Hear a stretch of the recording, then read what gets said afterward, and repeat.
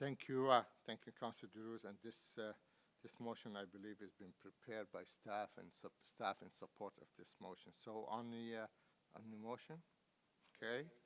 Okay, thank you, Councilor DeRose, and thank you, Dave, for coming out. And you don't need to speak, so you can just say you twist our arm, and you won this battle. So, thank you very much, sir.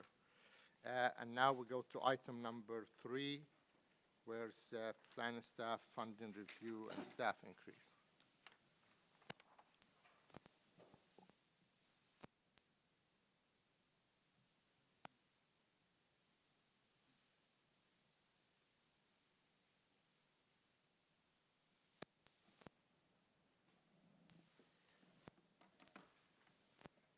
Mr. Chair, members of committee, thank you for giving us some time on your agenda today. We want to talk about a study that we've undertaken to review our fees, and we'll be asking committee and council for a staff increase. Just so that you are aware, we made a presentation at Planning Committee. This is a citywide report, so that's why we are here today. We have divided this review into 2 phases. Our overall goal is to get to cost recovery in so much as development applications would then pay for all of our direct costs. This way, we're removing the burden from the tax base. Phase 1 is our direct costs. Phase 2 will take us a little bit more time, and what we're hoping to achieve with phase 2 is to also look at our indirect costs. So, heat and hydro of the building, whether it's finance that's supporting our work. And by the way, I wanted to introduce Nancy Winans, our account manager in finance, who's with me here today, and Lynn Lowe, our project support, who's been working with us on this project.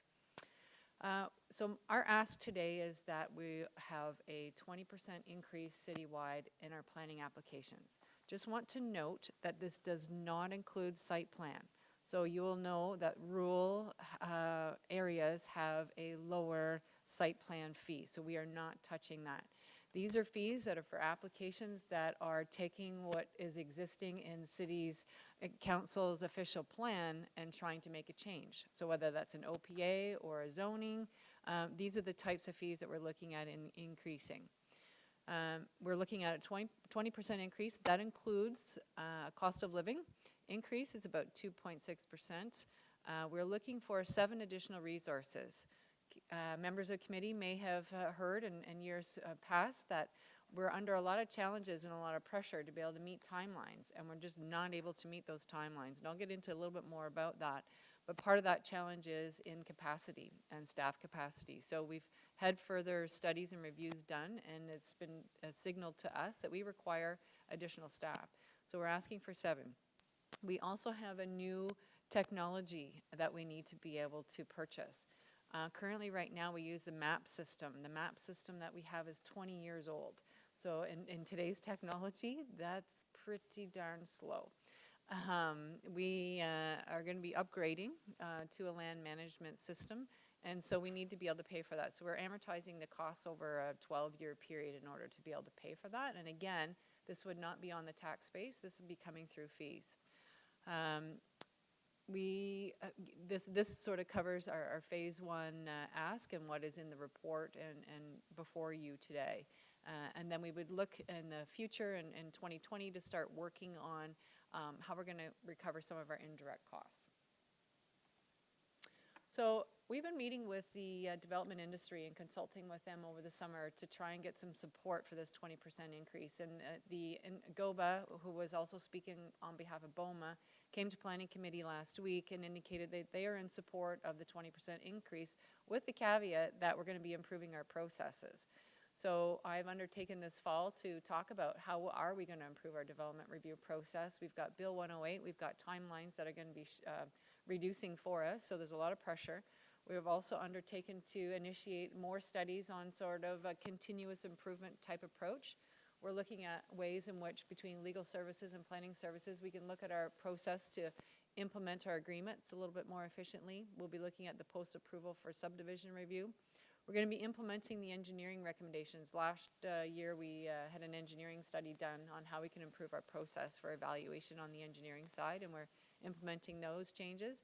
And we also continue to hire, and we have on standby an external engineering firm that we deal with when we get into a backlog situation, because we have been in a backlog situation for some time, last couple of years.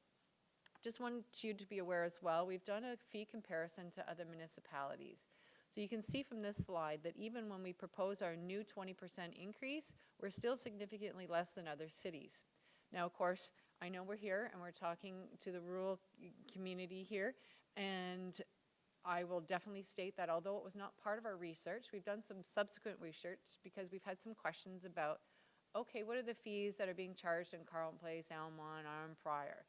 And it is definitely a fact that their fees are lower than what we are charging in Ottawa, but their costs are lower too. So we're not necessarily comparing apples to apples, but I know this likely will be a concern for this committee, that our fees are, they are higher than some of those smaller neighboring municipalities. So this just gives you a little bit of summary again of what I've already talked about in terms of what committee and council would be approving in terms of percentages for those fee increases. And again, we are not changing site plan. So volume of applications, just want to show you a bit of the challenge that we have. In 2016, we had about 839 applications. 2018, we had 939. So we increased by 100 applications. Right now, we're sitting at 555. That's halfway through the year. So we're projecting over 1,000. We haven't increased our staffing. And part of what the challenge is not just the number of applications, it's the complexity of applications that we're dealing with. So it's becoming much more challenging. So just to wrap up, we received direction from Planning Committee last week on a couple of matters, just so that ARAC committee members are aware. So the direction that we received was to come back in Q2 2020 to be able to identify how we are going to provide for a reserve fund. So it was requested from the development industry that we provide for a reserve fund so that any time that we're in a surplus situation from the increase in fees that they are paying, that we be able to utilize those funds to be able to hire staff accordingly to be able to balance off the volume issue. The second was to undertake to review our legal services study and be able to come back with the results of that. And also, we received direction from Councillor Brockington for me to be able to provide an information report on how we are going to undertake to make changes with the improving the development review process in the new year. So that concludes my presentation, and I'm happy to answer any questions. Thank you very much, Leanne, for your presentation. We have a question with, we'll start with Councillor DeRose. Thank you, Mr. Chair, and thank you very much for your presentation. I know I had an opportunity to have a discussion with your team, and I know you know where I stand. I am not against the increase in the fees and the cost recovery. This is all fine and dandy, and I know the industry has been asking that. But I have a few concerns that retain, and in our official plan, we've been trying to build a brand new official plan, and we're really concentrating on rural villages to making sure that we keep their identities, and we keep talking about a separate official plan on every village, and we are really revisiting every communities and every village, because if you look at rural Ottawa, it is really unique, because what happened, you look at Munsters, you look at Kinburn or Osgood or Vernon, you have a different challenges in every village, and every village has a different dynamic and have a different features, and of course no one in the village want to lose their identity. I have a concern and impact with this fee increases, because what happened is, if you look at Vernon, for instance, people who live in Metcalfe and in Vernon, if they want a gas, trust me, they have to go to Russell and they have to go to Winchester. That's where people in my community go shopping in the Foodlands and anything that they need daily. The Vernon, it become dead street. There is no development in it. And the reason behind that, I took Mr. Willis for a drive, and the reason behind that our fees and our regulation, local person who live in Vernon cannot really try to open business or feature little fudge place or something to feature that community. It's become a burden on them to be able to go through the city. So they go and they open in Russell, they go in Winchester, they go to Empire, and it is because of all these costs. So that's my concern. This is where I'm really having struggle, and how we're trying to keep our community in economy development, keep jobs, and keep our community features, and now we're enforcing these costs on those developers. I am not concerned about a box store want to come and put a Walmart in rural, which is we don't want to see that. That's fine. That they want that. They want this. But I do have concern in rural Ottawa how we're going to manage our corners, how we're going to manage our streets.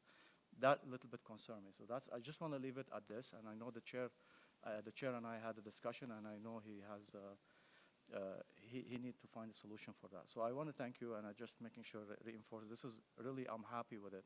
It's just I have concern on it. So thank you. Mr. Chair, that's great feedback, and I know that through the next official plan that the team is working on, that I've had conversations with Mr. Willis before coming today, and he certainly has articulated that these are the things that they're going to be looking at through the next official plan in terms of how we're going to be able to set the policy and then the corresponding comprehensive zoning bylaw that allows for council to see those areas that they are looking for to be able to encourage economic development, to be able to encourage new jobs, to be able to encourage ways in which people are not going to have to come in for as many official plan amendments or zoning amendments. And I think when we get to that place, we're going to want to make sure that we're deterring people from wanting to change council's policies. So I think these fees are what's going to set a little bit of that deterrent for those that may be trying to deviate from where council wants to go. And I really think big picture, you're right, Councillor. I think with this next official plan, that's really going to set the stage for what council's looking for in terms of that encouragement. No, and I really appreciate it. And you know, the thing is, I look at it around is those municipalities around us are getting the benefit of our roads and infrastructure, and they are actually gaining their development, and they're gaining those new businesses, and basically they're using our roads, and we're paying for the infrastructure. But it's also building, if you look at around Ottawa, it's actually killing those villages that they are really at the border of Ottawa, between those municipalities. So I have a concern on that, and I'm very glad that you compare the prices of applications between not only with cities, and I'm glad that you compare them to Russell or SDNG, and then you recognize the difference in cost. So thank you, Mr. Chair. Thank you, Councillor Duluth. Councillor Meehan. Thank you. Good, it's on. Thank you, Leanne. What is the staffing complement right now for the office? In terms of the development review team, I don't have numbers in front of me, but approximately 65 in total. How many people does the application have to go through? Like, how many people are involved in it? That's a very good question, Chair. It varies depending on the complexity of the development or the application. We have what we would consider to be the file lead involved. Then there would be some engineering review depending on the nature of the application. Again, if there are transportation issues, and we involve those folks. If there's a park involved, then we involve parks planning. We have a circulation that goes out to probably, I'm going to want to say, 50 different employees within the organization, and then there's that's the technical circulation, and then we circulate to other utilities. So there's an awful lot of people that get involved in an application, depending on the nature of it.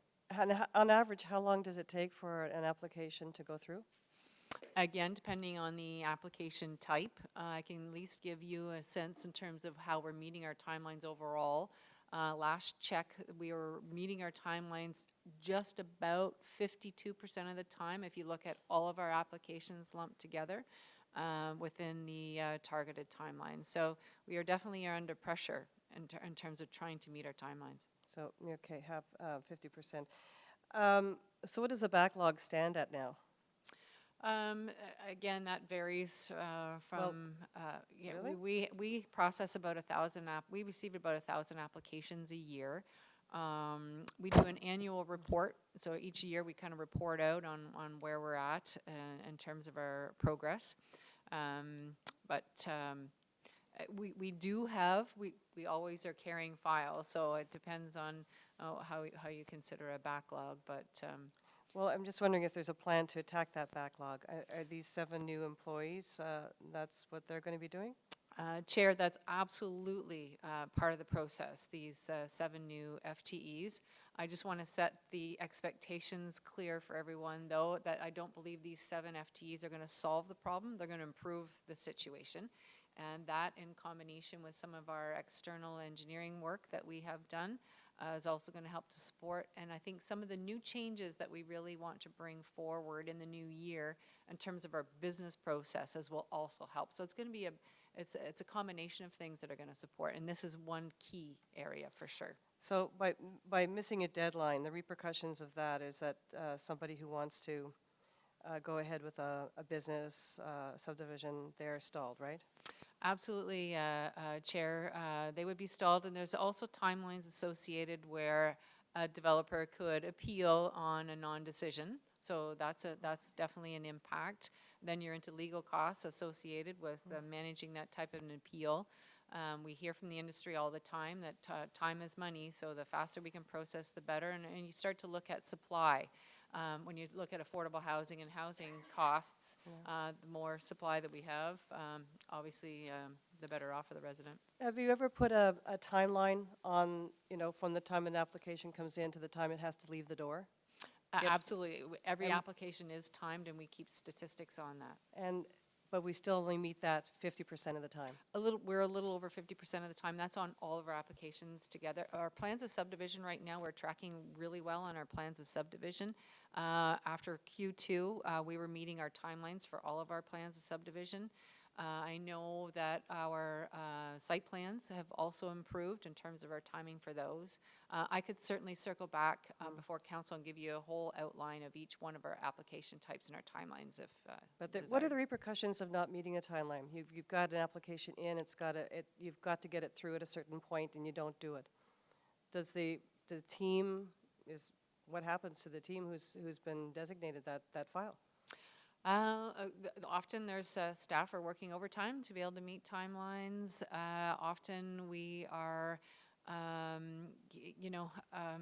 working with the applicant to sort of understand what their timelines are at their end, because some applications are ready and they've got sales on their homes and they're ready to close. So it depends on where each application is in terms of what they're going to be. Some applications come in and they may not be developed for a number of years. So there So we is try to balance that, But you try to do overtime, you implement overtime to get these Absolutely. things done. yes. And how has the development industry responded if you're not guaranteeing that you're going to speed up the process? The industry has been supportive of this increase, and the comments, if you wanted to listen to the planning committee, and I don't want to put any words in anybody's mouths, but the industry was stating that they felt confident, and Mr. Willis and myself bringing forward continuous improvement measures within our processes, that they felt confident that we were going to continue to undertake some of these reviews to shorten the timelines, and especially with this increase in staff. They are very happy with the increase in staff and with the new technology that's coming on board. Okay. They're very much looking forward to these things as long as we're able to put a package together that can speed things up. Okay. But you're not guaranteeing that they'll get them any faster, the applications through any faster than we're doing right now? Mr. Chair, I would love to be able to provide guarantees, but all I can state now to committee members is that what we're proposing to you today is going to help improve. Okay. Thank you very much. You're welcome. Councillor Moffat? Thanks. I imagine Ms. Ned probably can't elaborate as much maybe on some of the intricacies of some of these applications, but what people have to take into consideration as well is that it's not entirely always the city holding up an application. Like quite often, and we hear this a lot, is that an applicant might reach out to a city councillor and say, well, what's the delay, what's the delay, what's the delay? And it turns out it's quite often a middleman in between the city and the applicant. So we'll often ask for information back. We'll say, well, so you come in, you finally have your application deemed complete, and then we require you to look at this, this, this, and this. And it might be as a result of community input, it might be a result of whatever, but it could be a review from the city's engineering department or from transportation, and then that clock's still ticking. So the applicant has to get back to the city in a certain time, and that's probably why we don't often see situations where the applicant is appealing based on non-decision. In my 9 years, it's happened once, and that was Kaivan in Richmond, and we were able to settle that and actually worked out well for the community. But the tough thing with that is that it takes it out of the hands of councillors. But in most cases, the applicant is understanding, because a lot of times, it's not just a one-sided affair where You submit it and then it's done. that's right, where it's the city holding up. It's usually because there's an exchange of ideas. It's a fluid negotiation of how this development is going to fit or whatnot, and that's always tough. And I think with the province, when the province made those changes from 150 days down, losing 30 days and like 60 days on OPA, that's an incredible pressure, because it's not really always the city that's holding this up. I really don't know how that's really going to work. I mean, we'll see. I don't really know why the province did that, because I don't really see the benefit in it. But we'll see where that goes. As for the other thing, and it's interesting when you show the comparisons to, when you bring up Markham and Mississauga and Hamilton and Toronto, they're all in the GTA. Yes. And Ottawa's an island, and it's a huge challenge. But I know, talking to councillors in North Grenville, they've recently added charges that they never had before, because they can't keep up with their infrastructure pressures. And Beckwith Township, Lanark County, they're really not different, because they're putting all the pressure of all the growth in there, but they don't actually have the money for the infrastructure. North Grenville wants to fully upgrade Highway 43 through town. They have no money. All this development, all this growth pressure, it's all coming into the city of Ottawa, but they can't manage the maintenance of their own infrastructure in their own town, because they've added all this growth without the funds to take it in. So they're all of a sudden now introducing development charges. So even though the city of Ottawa has much higher cost structure and a fee structure, those municipalities around us are feeling that pressure. And they're also feeling the negative benefit too. We talked about Vernon, but you look at a community like Carleton Place. Carleton Place has allowed a ton of growth along Highway 7. All the box stores, development throughout. Go on Bridge Street in Carleton Place. Bridge Street is dying in Carleton Place because of what they've done with their growth and how the highways impacted it. So it's not this apples to apples comparison when we look at other municipalities surrounding the city of Ottawa. There's pros and cons to every single one of these things, but just putting development in Beckwith, for instance, just because the fees are lower, that municipality is hurting by that. And I can see that in the future, those fees will come close together. North Grenville is already going in that direction, and the people in North Grenville are complaining that the fees are high. But they'll keep on moving that direction, because they have to do the same, they have the same challenges that we have in terms of keeping up with their infrastructure, and they can't do it. They're allowing all the growth, they're getting all the benefit from that, but they're not actually getting the money they need to do the improvements that they need. So while we are ahead of them in terms of costs, don't expect that to always be the case. Thank you, Councillor Moffat. I think I can agree with you, because some of the surrounding area, when time for tax increase, we've seen those areas, the property tax increase has gone a lot faster than what's the rural Ottawa is. But nevertheless, at the meantime, the neighboring municipality are seeing the growth, whether it's properly planned or not, and we are not around there. And that's a concern. It's not just in one part of the rural area, but I think all around the rural area, that is the concern. But I'm glad we all talking about this, because we heard from my colleague in Empire, now their tax going to be, they has to be in a double digit in order to be able to keep up with the growth they are allowed to happen, and now their infrastructure in a desire to increase. But I'm going to ask staff, based on what we had discussion with staff and discussion with some of the folks in the rural area, I would like to give this as a direction, and I know I work with Leanne and Andrea on this direction. And I believe there's 3 of us here. We sit on planning committee as well. I think Councillor Gower, myself, and Scott were on the planning committee. And I think that's important to continue working together. I understand the industry is in full support. But when we talked to Mr. Lewis at AMO, one of the recommendation, our staff or staff in the review department should not accept any application if it's not complete, because as Scott said, yeah, the middleman sometimes thrown the city, because it's so easy to blame the city, and even if everybody's fault, everybody believes it's the city's fault. We know that, and we heard it loud and clear. So I hope staff will commit to this, not to accept any application in the future if it's deemed to be incomplete. But with that direction, I'd like to read it if it's okay with you folks. Whereas the report, Plan and Service Funding Review and Staff Increase proposed amendment to a plan and application fee, and whereas Document 1 detailed the current and proposed City of Ottawa user fee, and whereas the Rural Council had expressed a concern that the cost of developing land in the surrounding rural communities, such Lanark or Prescott Russell, is already lower, and whereas the rural area council feared that such a rapid increase in the application fee will disadvantage rural economic development in the City of Ottawa. Therefore, be it resolved that Agricultural and Rural Affairs Committee direct staff and Plan Service bring forward a plan to phase in the incremental increase over a period of 2 years, 2020 and 2021, for the rural area as defined in Schedule A, Rural Policy Plan of the official plan in time of consideration by Council on October 9. Keep in mind, the development in all the rural area will not move the needle you're talking about when it comes to staffing or fees, because it's very small amount, and we checked that with you. So I hope staff, first of all, I hope my colleague will support this direction, and I hope staff, we can take that direction and work with us on it in the next. So on this direction? Okay, thank you. So on the report, so we have two items. One, amendment to plan application fee as set by in bylaw 2019-95 as detailed in document 1. Item 2, the addition of 7 full-time equivalent FTEs positioned for the planning service and legal service area in the annual approximate cost of $800,000, funded entirely from the increase in fee generated revenue notes and recommendation 1. On the item carry with the direction.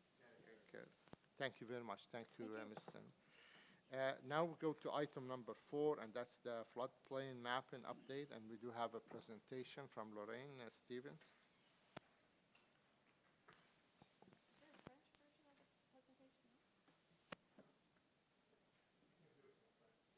No, I can't.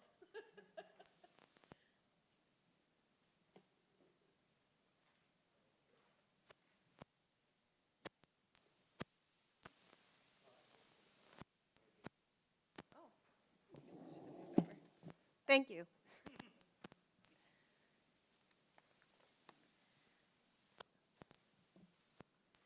I'm here this morning to discuss the Phase 3 floodplain mapping updates that are coming forward. This is.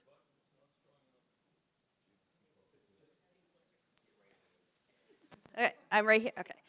I'm here to speak about the Phase 3 floodplain mapping updates that are coming forward. This is a third phase of a series of zoning amendments in a multi-year program to implement updated floodplain mapping received from the conservation authorities. In 2012, the City of Ottawa partnered with our 3 conservation authorities, being Mississippi Valley, Rideau Valley, and South Nation Conservation Authorities. Updated mapping is based on the most accurate information available regarding the elevation of lands adjacent to watercourses. The lands adjacent to the watercourses shown here will be affected. In the rural wards, this includes Constance Bay and Shirley's Brook for Ward 5, Flowing Creek and Hobbs Drain, Kings, Nichols, and Stevens Creek for Ward 21, Bear Brook River, McKinnon's East Savage and McFadden Creeks, and Divine and Marshall Seguin Creeks, and Beckett's Creek for Ward 19, and Middlecaster River and Ebers, Buckles, and Ebers Creeks for Ward 20. Lands within the 1 in 100-year floodplain have a 1% chance of flooding in any given year. The 2014 provincial policy statement does not permit development in the 1 in 100-year floodplain. The official plan includes policies that do not permit the construction of buildings and structures in the floodplain, and the floodplain policies in the official plan are implemented in the zoning bylaw in Section 58, Floodplain Overlay. The 1 in 100 floodplain is shown on the floodplain overlay zoning map in the zoning bylaw.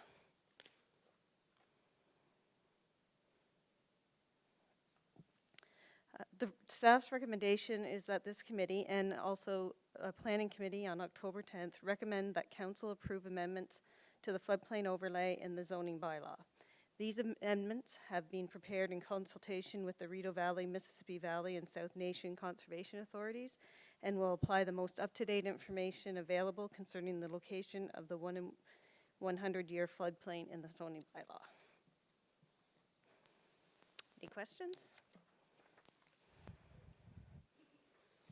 Right, so before we turn it to council for question, we do have a member of the public to speak. We have 3 speakers from the public, and Lorraine, if you can stay where you are, and we'll invite the public delegation to your right. And we'll start with Mr. Molden, Dennis Molden. Oh, he's here.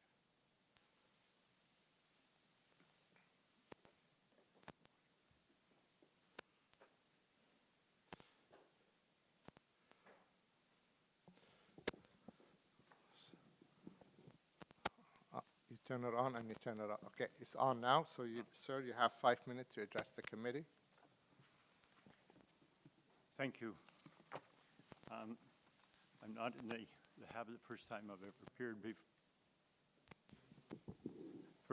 ever appeared before a committee, but I am a landowner on Trim Road. It's on map 14 in the McKinnon Creek implication. I have a few concerns.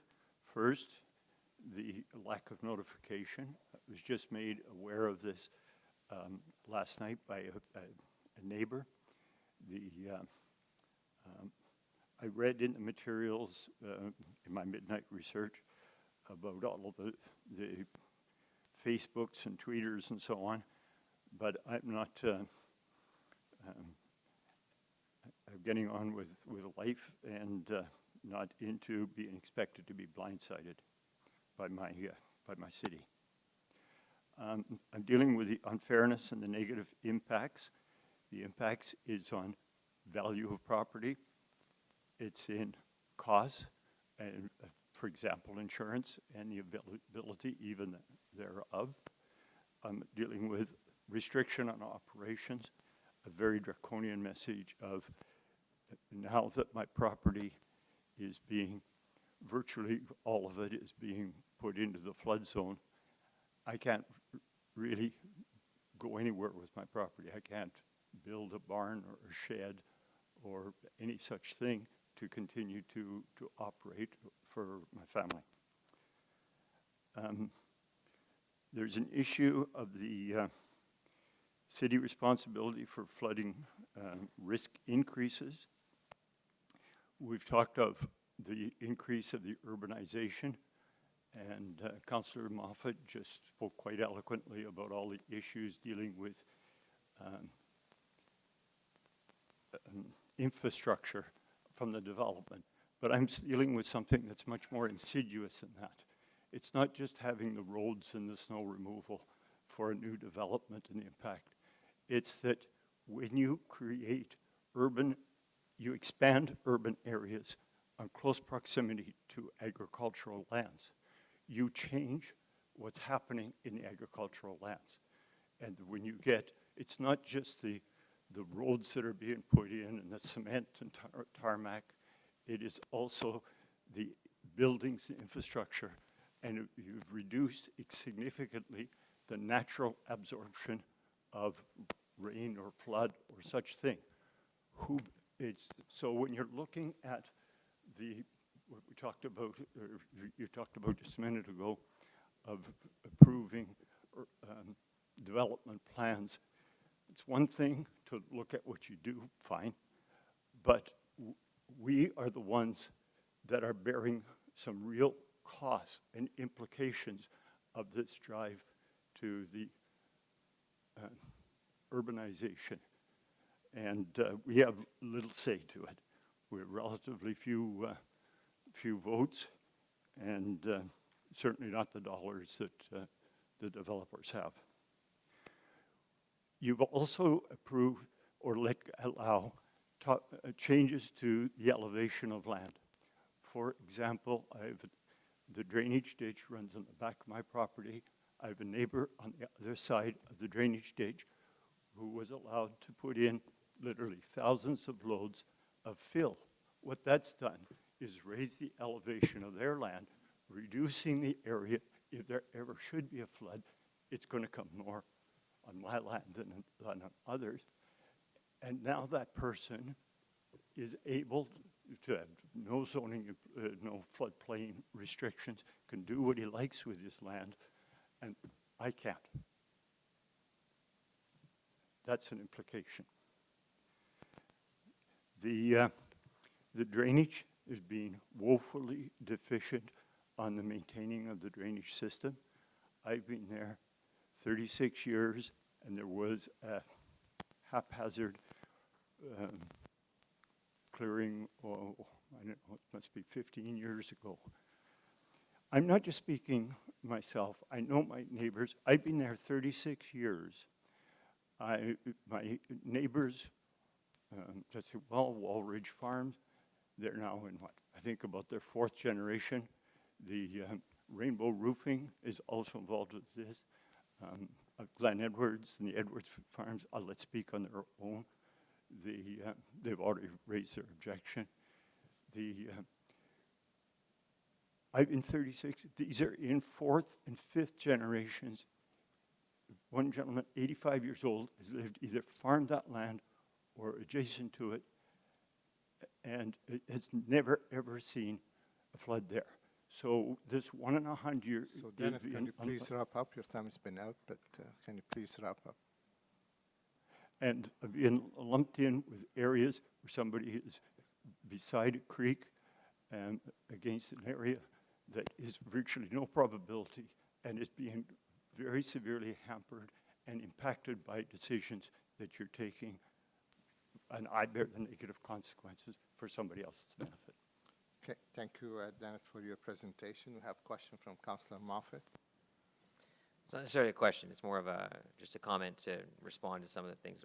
One of the challenges, if you saw earlier on the agenda, item 4 was an item called Biltmore Estates. It's a crescent near Munster, and it was approved and developed back in the late 90s, early 2000s, approved by Goulburn Township. It had no outlet, so it was in a low-lying area, and it had no outlet whatsoever.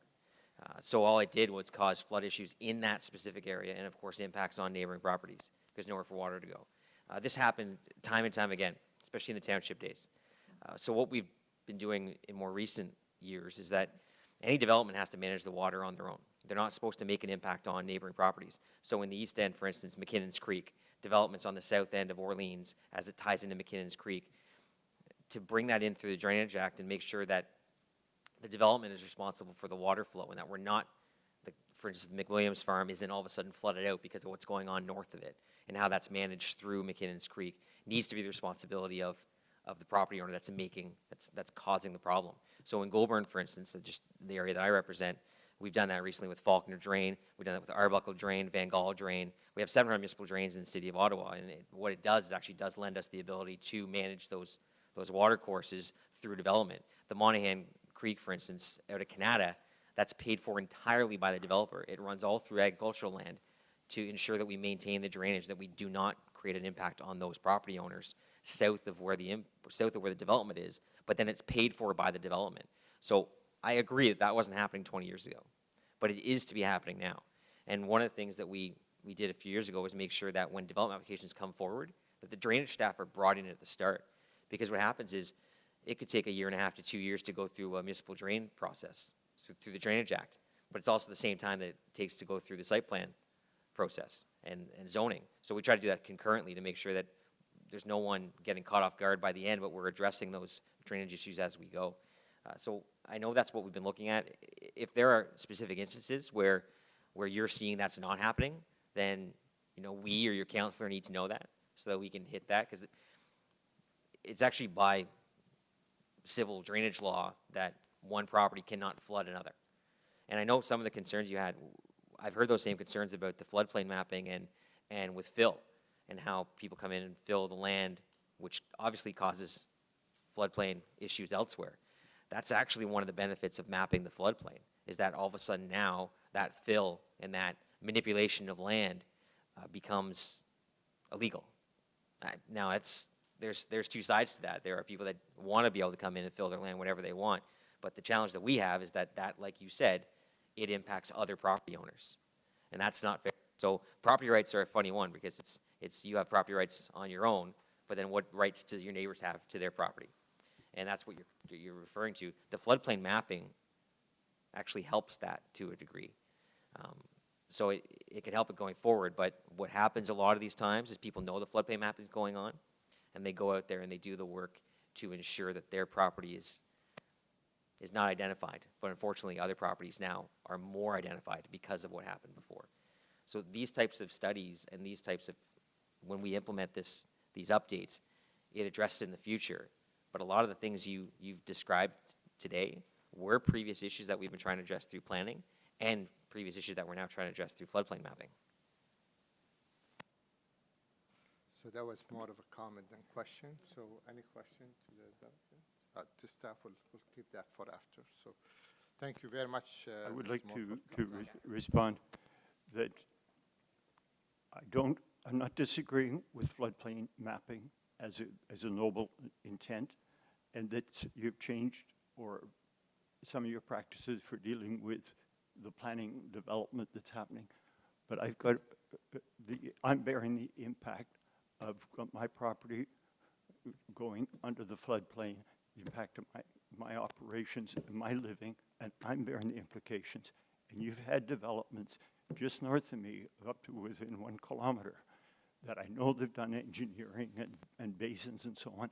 But having said that, if there's ever this 1 in 100 year kind of a situation, it's going to come down through the creek drainage system, and there hasn't been a damn thing done to make that even work regularly by cleaning, or to dike it up, to build it better. So what you're doing is, some of us are bearing the cost for everything. I don't think there's any element of fairness, and I'm being a taxpayer. Thank you, Mr. Morgan. Our next speaker is George Neville.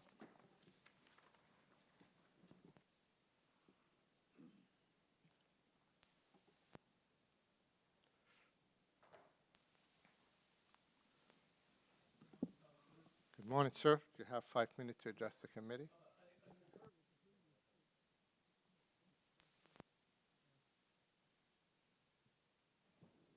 There, okay, thank you. I concur with the previous speaker there with regard to the lack of information. This matter has crept up on us. I seem to recall having gone to a public exposition on drainage and mapping and so on at the Sportsplex probably a couple of years ago, but I may be misrecollecting. Anyway, I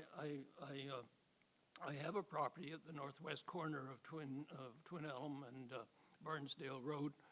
We call it the 40 acres, but it's 38.3 acres by a measurement. It's in a floodplain, except for the part just off the gap off the west part of Barnesdale Road, the north part there, which we could build on, but we don't.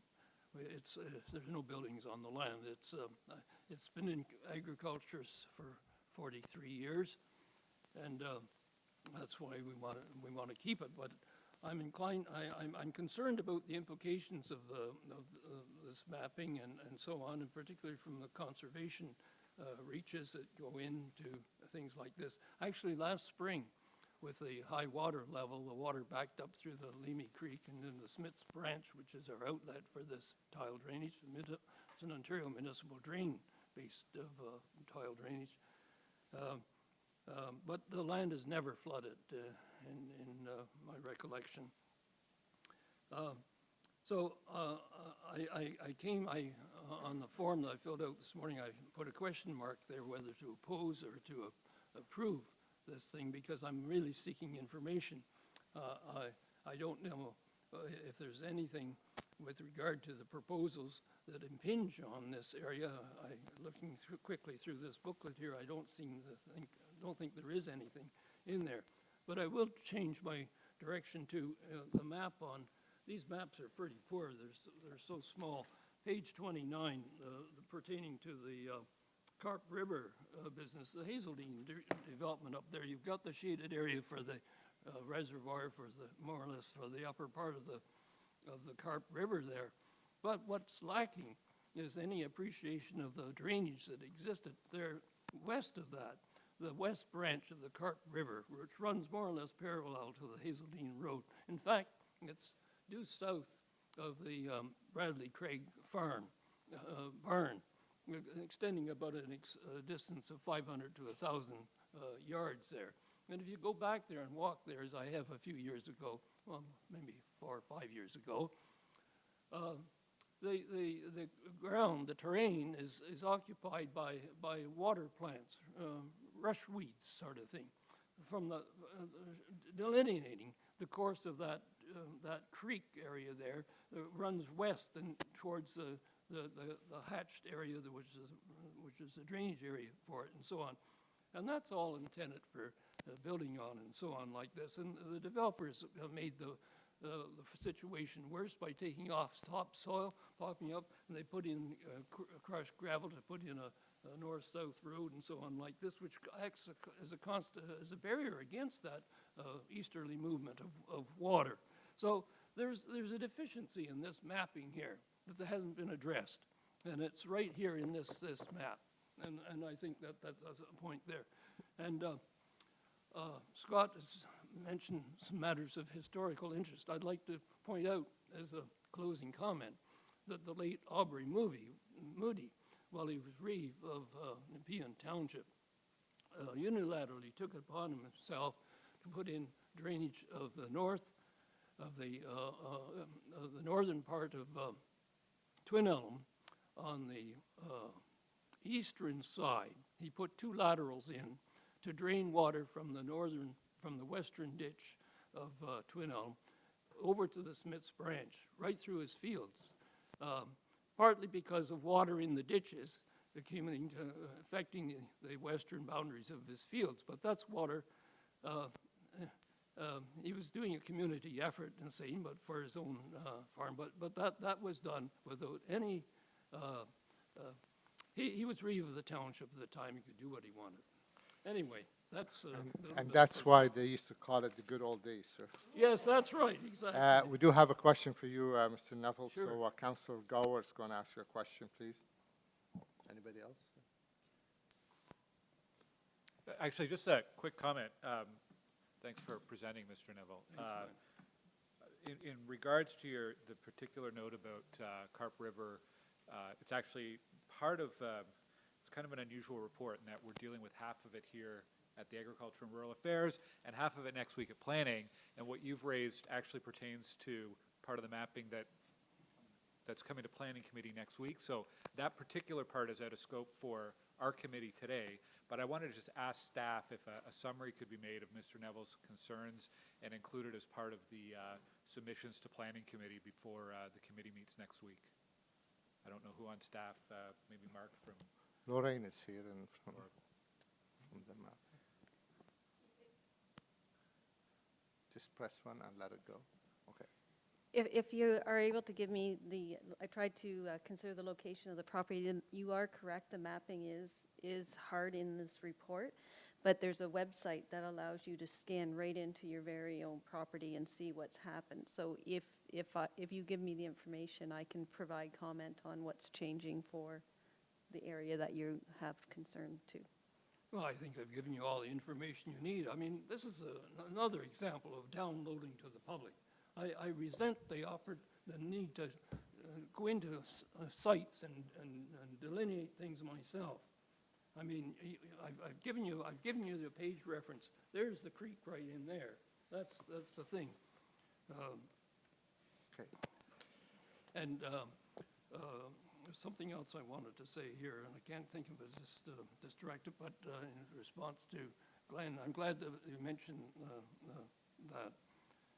I can't think of it right now. Well, my objective is saving you having to make a trip downtown next Thursday to present. But I want to make sure that this comment is captured and shared with next week's committee as well. So Oh, I know I can what- work with staff as well, Yes, because I no, know. I intend to be there the next week location. by way of follow-up, but Okay. I also want to remind the committee, you probably remember this too, that it was some years ago that the city engineer by the name of Mr. Cooper blew the whistle on the drainage area, the Hazeldine development, the whole thing.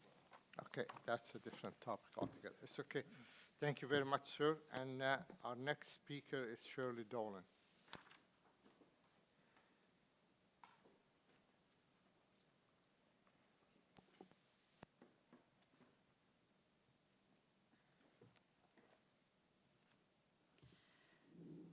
Good morning, Sure. Mr. Chair and councillors. We don't have to tell you the rules. I think you've been around before. Yes, so, thank we're you. good.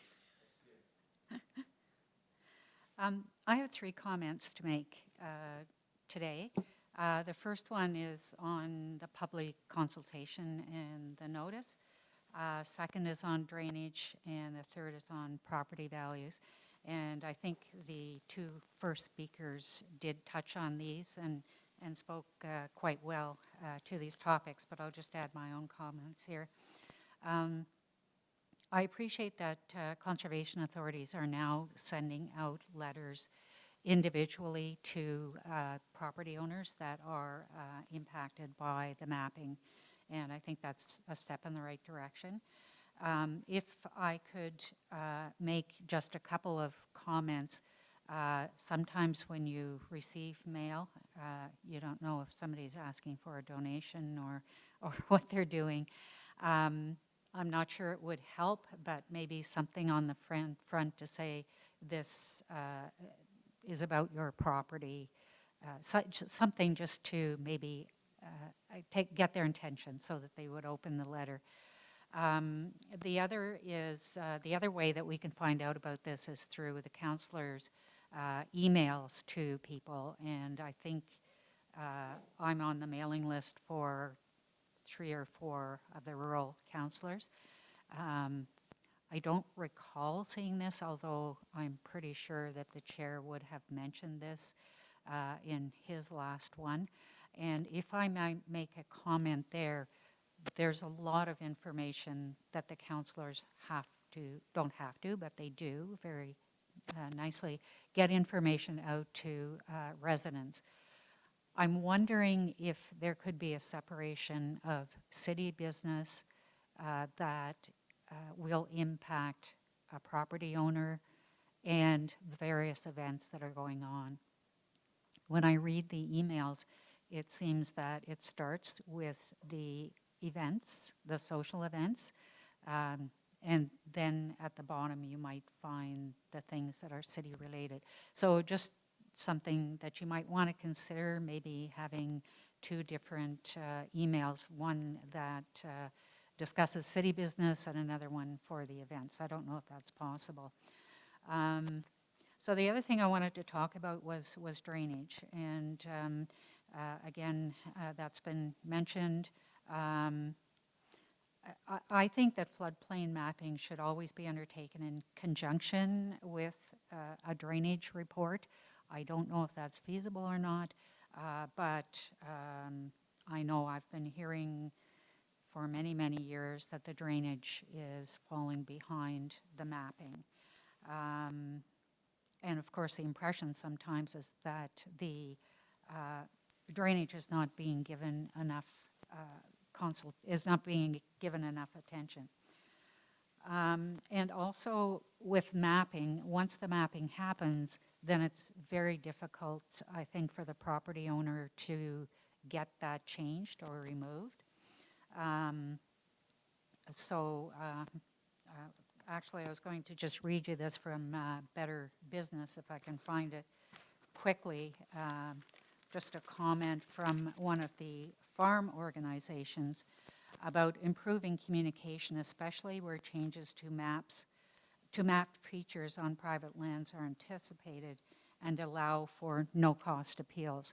Sometimes it is very prohibitive for people to go through the various steps to have those maps changed, and I do appreciate the chair letting people know that if you don't make your comments here, then you can't appeal. I think a lot of people don't yet understand that. And as much as my organization tries to encourage people to comment, I'm not sure it's being done yet. I don't know how we can improve that, but I would certainly like to see some improvement there. My last comment is on property values. In the report, I know there were some comments on reduced property values and whether or not the city would then reduce the taxes as a result of that. And I think the response was given, well, that you can appeal to impact to have assessment. While that's true, I'm not sure that that's a real measure of the property value. The measure of the property value is how much you can sell it for, and sometimes that's not taken into account. Thank you very much. Thank you, But before I go to question, Lorraine, can you tell us how did the city advertise about those meetings for the mapping, for the flood mapping? Because I invite you to my community when we had the flood with MVCA, and you had a table and you introduced yourself. And how did you do in another area? I'm not familiar with. Okay. So in terms of this mapping exercise, the city, for this report, it was because it's a citywide amendment. We Yes. met the Planning Act guideline or regulations, so it was advertised through our website, but also through the newspapers that are, so it wasn't sent to each person affected for this zoning report. But before the report, each of the conservation authorities hold open houses, and two of the conservation authorities, the South Nation and Mississippi Valley, they send out notification to everyone in the who's in the regulated area of the zoning maps that they're considering updated. The Rideau Valley Conservation Authority has done it for the most part, but not as consistently, but they have told me that they've gone to their board, they've changed their processes to make sure everyone is notified who's in the regulated area that is changing. And they advertise through their websites, they have a mail out that they do themselves, and that's done up before they submit the mapping to the City of Ottawa. So basically, the Conservation Authority, South Nation, and Mississippi Valley, they have their open houses about this, and you attended over and above in a meeting like the one we have in Constance Bay, and you explained the new mapping to the resident. Is that correct? Yeah, that meeting was a special invitation that wasn't organized by us, That's but I came to it because I thought it was an opportunity to be able to explain to Okay. people the difference between the flood events that had recently occurred and the floodplain mapping. Okay, we do have questions for, we'll start with Councillor Deleuze, and then, yes, for Shirley, sorry, yes. Councillor, for Shirley, okay, go ahead. Thank you. I really appreciate your presentation. I just want to, it was actually, I was just going to touch on the same thing, that because in South Nation Conservation Authority, we did held a public meeting for all the residents impacted around Casser and in our neighborhood. So I know that we had an open house in Metcalf. We advertised it a lot. I was personally there, and I know that we have lots of residents came in, and they did distribute letter to all the impacted landowner. But yes, you're right. Maybe in our communication and our newsletter, but this exercise happened, I want to say 5-6 months ago, and that's probably people will have a habit to forget about the flood planning. But just to relate to what Lorraine's saying, that those public consultation, they were honestly, they're not well attended. I've been to one of them that we had 4 people really coming in, and then people now, they have a habit that when they hear something about drainage, they go up in arm, and because they get confused with stormwater, they confuse it with drainage like the provincial drainage and the municipal drain, and then sometimes they just be numb and they don't really come to meeting because they don't want to hear about it. But we try to, as much as we can, communicate those messages out, but probably we could do better in the newsletter and separate some of the venues, but we thank you for that comment. But I also want to make sure that you know that we did public meeting in all the in South Nation, the CAs.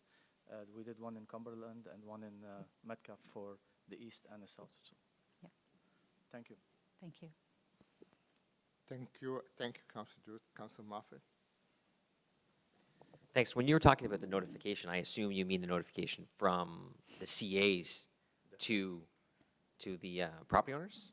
Yes. Yeah, because that's kind of the funny nuance with this. It's similar to maybe a quarry application or a landfill application where it's actually approved by a different level of government, the RVCA being, the CAs being kind of a quasi-provincial arm's length sort of body, and yet we're the ones that have to then go implement the changes at the end. So yeah, no, I think that's a good thing to take back. I know we're all on different conservation Yes. authority boards, so it's things that we can take back to our, well, at least certainly, I don't know if Councilor Gore, you are, yeah. So, but it's certainly we can take back to our board and make sure that we're doing that in the notification process. Yeah, so no, I appreciate that, thanks. Thank you. Any other question for the, thank you.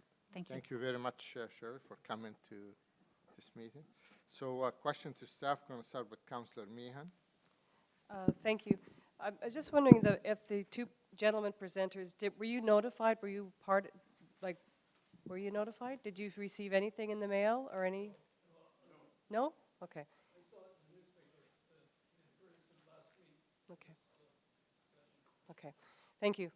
I guess, Lorraine, if a person is notified, what impact can they make? Like, what can they,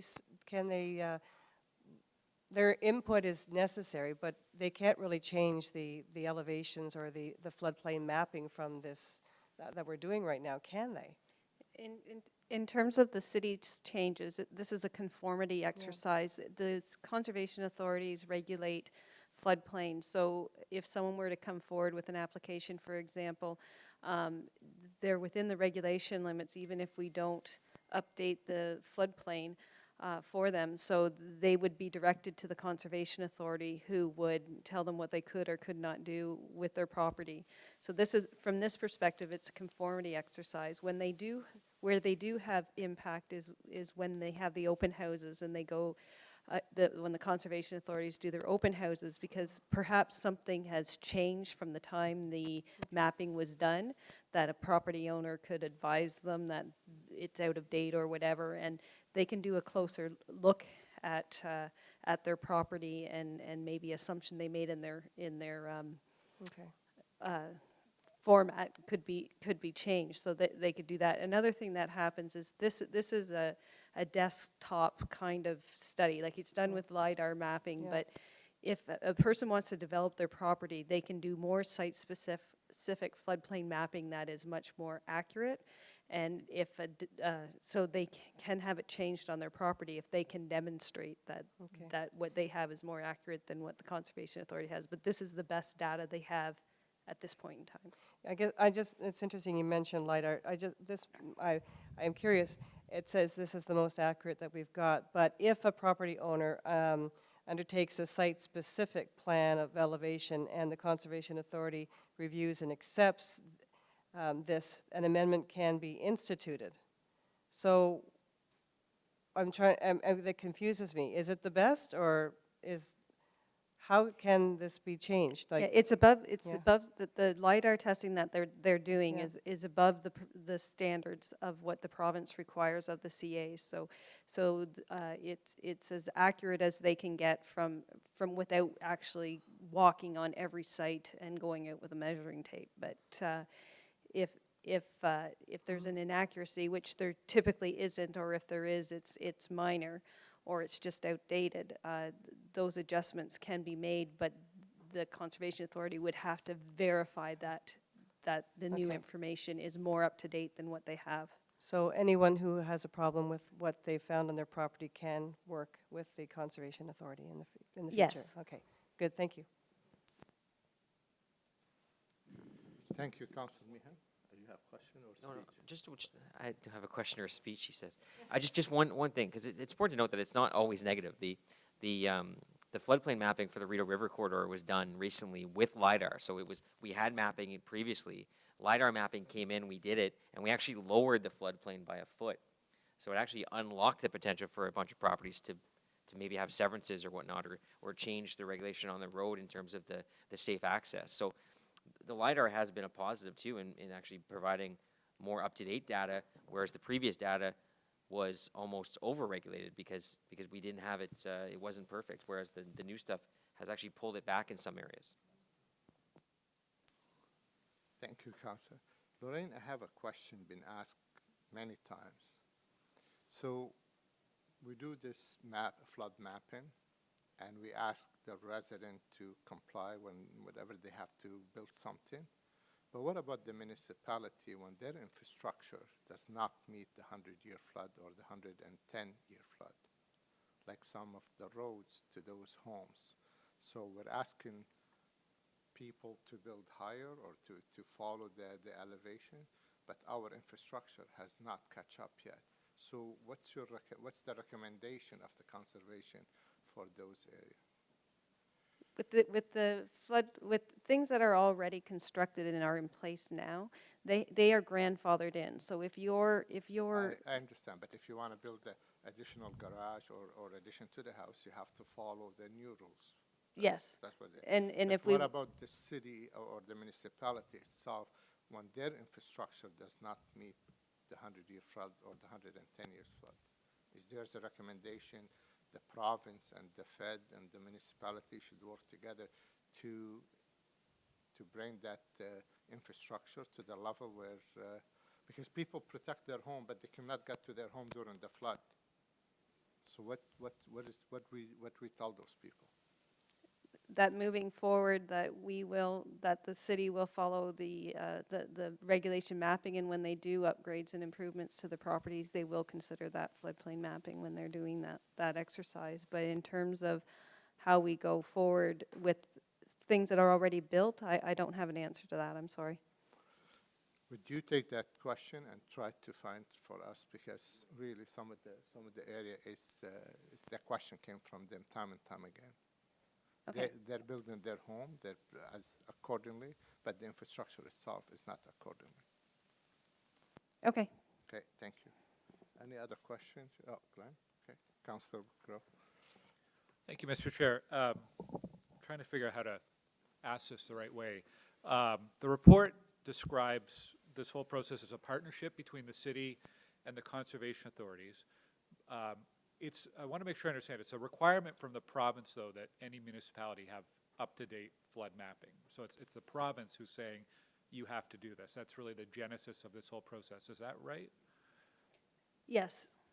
And the nature of the province, could the city do this flood mapping on our own and hire our own engineers, or have we contracted it, I'm trying to figure out the nature of the relationship with the conservation authorities. Is it the conservation authorities who are coming to the city and saying, you need to update this because it's good for conservation, or is it more the city who's saying we need to have an accurate floodplain map? Does that make sense?